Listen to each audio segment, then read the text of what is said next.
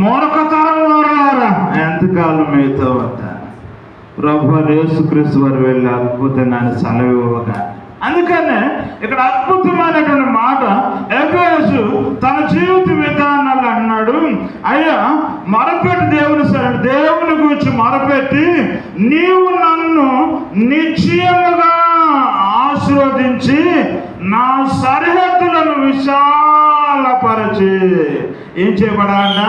నీ సన్నిధిలో నా సరిహద్దులు ఏం చేయబడాలి? విశాలపరచబడాలి. విశాలపరచబడాలి. సరిహద్దులు ఎంతవరకు? అంతవరకు దేవుని కార్యం జరిగించబడటానికి దావీదు వెనకంజ వేసినందువలన ఆ దినాన దేవుని కార్యాలు తన జీవిత విధానాలు ఆ బలిపీఠం తన మనస్సాన్ని తన ఇంటిలో చేర్చుకున్నందువల్ల ఉపయోగేమో తన ఇల్లులో ఏం చేయబడిందంట? తన కుటుంబం ఆశీర్వదించబడింది. కలిగి ఉన్న అంతా కూడా